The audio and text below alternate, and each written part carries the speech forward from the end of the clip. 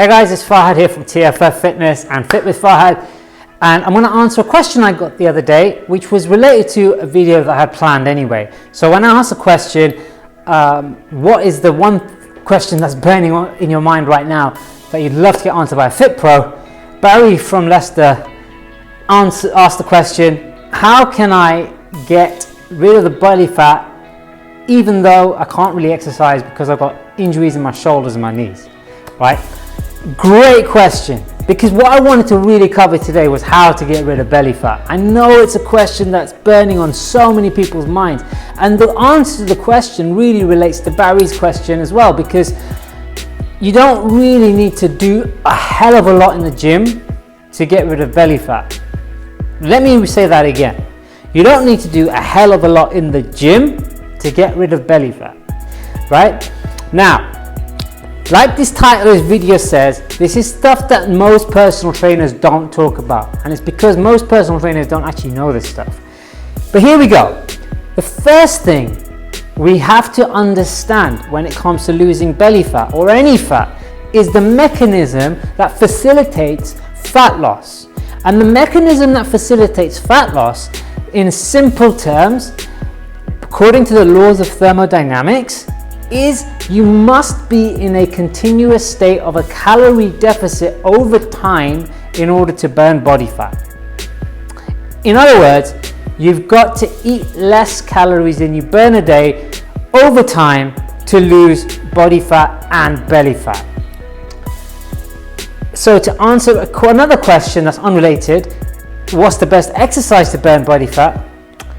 There is no best exercise to burn belly fat or body fat, because the best thing to burn body fat is to be in a sustained calorie deficit, and you don't necessarily need to do exercise to be in a sustained calorie deficit, although the benefits of doing certain exercises such as resistance training and high intensity interval training and even steady state cardio is phenomenal for physical, psychological reasons.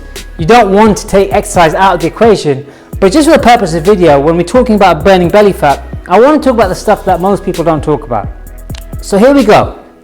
Number one, and this is really important, and it's one of the most, it's the one variable in the whole equation of fat loss, muscle gain and fitness that most people don't talk about, and that's sleep. You need to get good quality sleep every night. You need to be sleeping 6 to 8 hours. You need to have really good deep sleep. You need to be hitting REM sleep. There's various different stages of sleep, and one of the deepest is REM. So this is when you know you're getting good sleep, and you know you're in REM because you get good dream recall. Okay, if you're not recalling your dreams, you're probably getting crappy sleep. There's a whole issue on sleep hygiene and a whole video I can make on sleep hygiene and how to get your sleep in the right place and what to do and how to prepare to get quality sleep. But I'm going to keep it really brief in this video. So number one, we need to get good sleep. Number two, what we need to understand when it comes to belly fat specifically is belly fat is very sensitive to cortisol, the hormone that controls stress, which is cortisol hormone.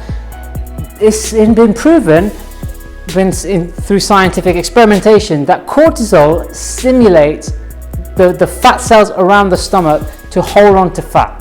So if you're constantly stressed out, if you're drinking tons of coffee, if you're having crap sleep, if you're exercising at the wrong times of the day, if you're doing too much training, not enough recovery, for example, you're not going to allow your body to cortisol levels to go down significantly in order to lose that belly fat. So one thing that you'll find that a lot of people complain about when they're so-called skinny fat is they can't get rid of that belly. When I look at clients who are skinny fat, one thing I notice, they drink a hell of a lot of coffee, they've got very stressed out lifestyles, and they need to wind it down a little bit. So stuff like meditation, yoga, calming, breathing exercises can really help. So number two is watch your stress levels.